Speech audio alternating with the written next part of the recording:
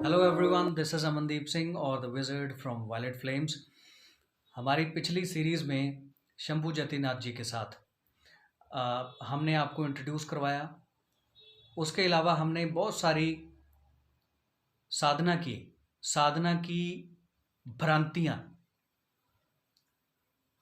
अलग अलग कल्ट्स में, अलग अलग पंथों में फैली हुई भ्रांतियाँ, भक्तों की गलतफहमियाँ, एक इंटेलेक्चुअल टॉक, भक्ति के रूप में टॉक और एक साधक अघोर तंत्र, ये सब चीज़ के रूप में टॉक हमने सारी करके सारी भ्रांतियाँ मिटाने की कोशिश करी। हमारा मकसद इसमें यही था कि बहुत सारी जो भ्रांतियाँ फैली हुई हैं और जहाँ पे लोग रुक जाते हैं, हमारा मकसद है प्रकाश फैलाना। हमारा मकसद है कि कोई रुके नहीं। और रुके भी क्यों? क्योंकि कुदरत ने सबको शक्ति बराबर बांटी है, और अगर सबको बराबर बांटी है और अगर आपको कोई रोक के, कोई नज़र लगा के या कोई टोक के आपको रोकता है, तो ये अपने आप में मैं महापाप समझता हूँ। और उसके रोके पे अगर आप रुक भी जाते हो तो फिर आपकी कहीं ना कहीं हम सब की कमी है। तो उस सब चीज़ को हटाने के लिए, हर किस्म की बाधा को हटाने के लिए, nothing between you and the universe, ये हमारा मोटो है। Nothing between, no mediators are required. ये हमारी इसी श्रृंखला में परमात्मा तक पहुंचने के लिए किसी और की ज़रूरत क्यों? परमात्मा तक पहुंचने के लिए बेशक किसी और की ज़रूरत क्यों। हाँ, ह्यूमंस आते हैं गुरु रूप में, उसके पीछे जो कॉस्मिक तत्व काम कर रहा होता है वो होता है गुरु तत्व। उसके लिए किसी इंसान की ज़रूरत नहीं। और कई बार वो तत्व एनर्जी रूप में, एनिमल रूप में भी लोगों के सामने आया है और उससे भी लोगों को ज्ञान मिला है, बेशक। बिल्कुल। तो शुरू करते हैं आज की चर्चा। आज की चर्चा, क्योंकि हम पिछले टाइम पे पिछले सीरीज़ में हम बहुत सारे कल्ट्स, इल्यूमिनाटी शिलूमिनाटी और ये सब चीज़ों की भ्रांतियों को, ट्रायंगल विद द आई, उसकी भी हमने पूरी विशेषता आपको बता दी कि एक्चुअल में वो चीज़ है क्या। वहाँ से आगे स्टार्ट करते हैं। तो शंभू जी, जी। आज का टॉपिक ये कि फॉरेन कंट्री में बाइबल में तस्दीक है इस चीज़ की कि बाइबल में बहुत सारे कल्ट होने के जी। प्रमाण मिलते हैं हम्म, कि जितने डिमोनिक एनर्जीज थे, एंजेलिक एनर्जीज थी, या कुछ डिमोनिक और एंजेलिक एनर्जीज से परे की भी एनर्जीज जो साला ग्रंथों में ही भी कम ही सुना है, उनके अलग अलग कल्ट कहीं ना कहीं मौजूद थे। जी। सुमेरिया में, बेबीलोन में। जी जी। और वो वस्तुतः भैरव और काली के मैस्कुलिन और फेमिनिन के ही अलग अलग स्वरूप अलग अलग जगहों पे बिल्कुल, मौजूद उनके है। अलग अलग कुल की अलग अलग शक्तियाँ जैसे होती हैं। बेशक बेशक। तो बेल्ज़ेबुब का कल्ट, जी। बाल का कल्ट, जी।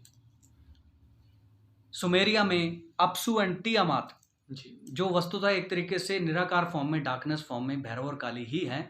महाकाल और महाकाली का ही निराकार बिल्कुल, बिल्कुल। कॉस्मिक स्वरूप है। बिल्कुल। इस तरह के कल्ट होने की उसमें बात बोली गई है। जी। और यहाँ तक भी बोला गया है कि सारी डिमोनिक एनर्जीज हजरत सुलेमान की जी। बात सुनती थी, जी जी जी। उस परम फोर्स की निगरानी में, उसके ऑर्डर से चलती भी थी। जी। और यहाँ तक के संत इज़ेकेल से लेके यशुआ खुद भी डिमोनिक एनर्जीज, इसको चर्च तस्दीक करते नहीं कई बार, लेकिन जो चर्च में भी सूफियाना लोग हैं, जी। जो ज़्यादा ग्नोस्टिक किस्म के लोग हैं, ग्नोस्टिक चर्च बोलते हैं उसे, जी।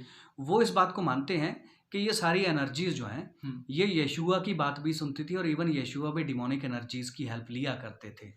मैं आज ये टॉपिक छेड़ना चाहता हूँ जी जी। कि भक्ति वाले, संत मार्ग वाले अघोर हो गए, जैसे हम डार्क एनर्जीज की हेल्प ले सकते हैं, जी। उसी प्रकार से बहुत अलग अलग भगत लोग या बहुत अलग अलग संताई वाले लोग, जी। क्या डिमोनिक एनर्जीज की हेल्प हमको लेनी पड़ती है? देखिए, कोई भी शक्ति बुरी या अच्छी नहीं होती, पहली बात तो ये है। बेशक। ठीक है, कोई भी डेमोनिक एनर्जी डेमोनिक नहीं होती। ठीक है जी, उसका जो प्रयोग होता है, जब उसका कार्य होता है, वो उससे हम उसको डिफाइन कर सकते हैं या उसको ऐसे समझ सकते हैं कि वो अच्छे में है या बुरे में है। जैसे ब्लैक मैजिक नाम की कोई चीज़ नहीं होती, ठीक है। ब्लैक बेशक। मैजिक आप देखेंगे कि ब्लैक मैजिक नाम की कोई चीज़ है ही नहीं है है एक्चुअल ही में। नहीं।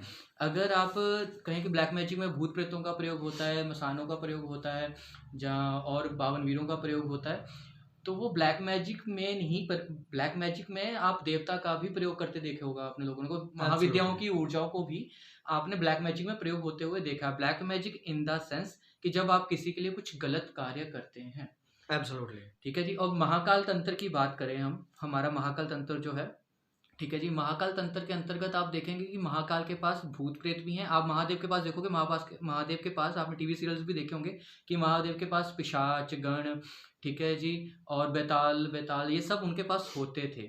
बिल्कुल। तो वो उनको रूल करते थे। देवता भी उनके पास आते थे और बेताल ये सब नीचे के जो बेताल से नीचे के जो मसान होते थे या पिशाच होते थे, और भी अन्य जो शक्तियाँ होती थी जिनको हम डार्क डायमेंशंस में, जैसे कालीकुल में सबसे सबसे नीचे लेवल की जो शक्तियाँ मानी जाती है वो चुड़ैल और कर्ण पिशाचिनी मान लेते हैं, तो वो कालीकुल की है ना। बिल्कुल।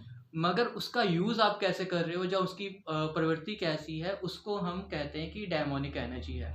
डायमोनिक इन द सेंस जो अच्छे बुरे में भेद ना रखे और जैसे चला रही है वो चल जाए अपनी शक्ति के हिसाब से, उसको हम डेमोनिक बोल देते हैं, पर डेमोनिक नहीं होती वो चीज़ें। बेशक बेशक। तो ऐसा करके होता है, ऐसे करके होती हैं ये सब चीज़ें।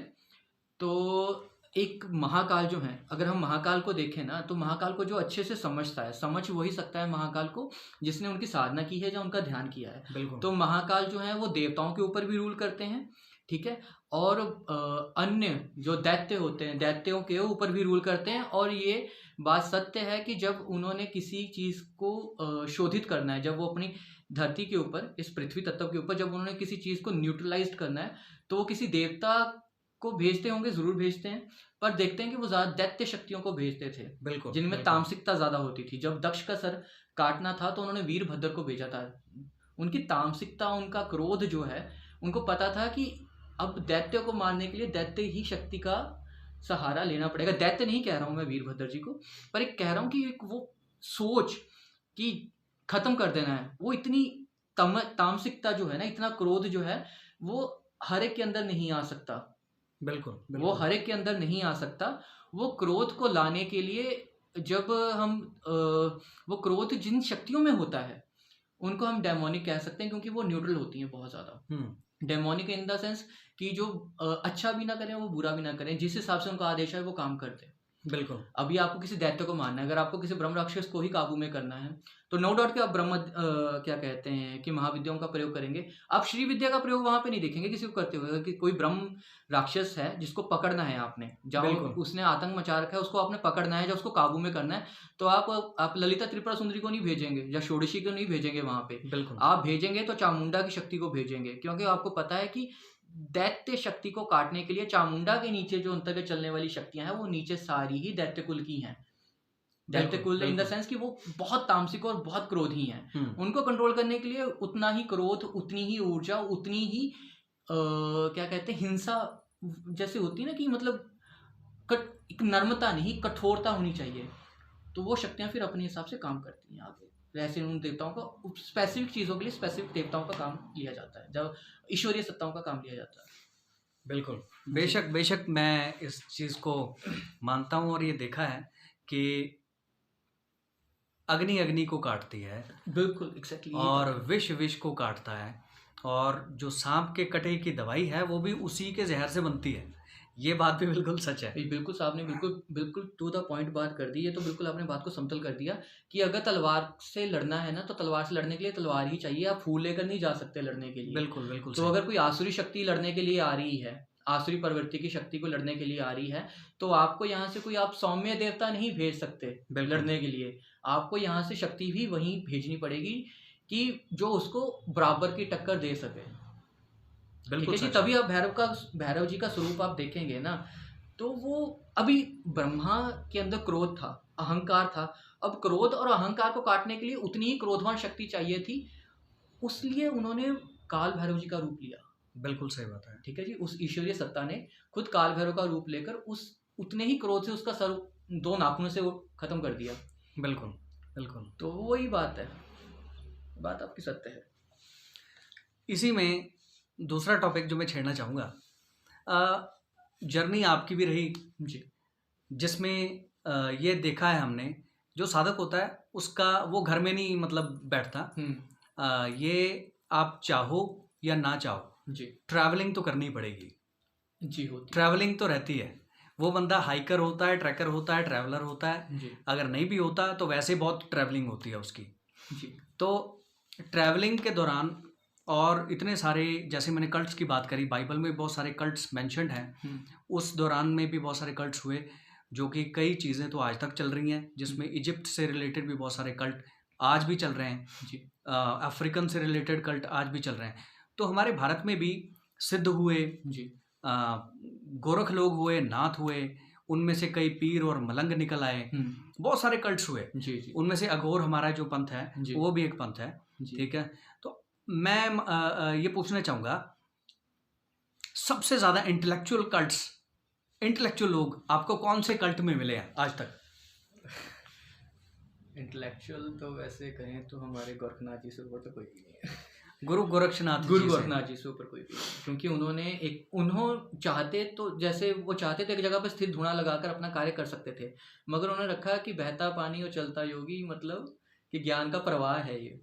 तो उनसे ऊपर इंटेलेक्चुअल कोई भी नहीं है, क्योंकि वो सदाशिव का ही एक क्या कहते हैं अवतार थे। तो उन्होंने यहाँ पे योग, ध्यान और तंत्र की असली परिभाषा को दिखाया, और हमारे सनातन धर्म से ही, मतलब गोरखनाथ जी ने सनातन धर्म को ही फैलाया ना। बिल्कुल बिल्कुल। तो वहीं से चीज़ें आगे फिर आगे फिर आगे जैसे अलग अलग पंथों में चली गई।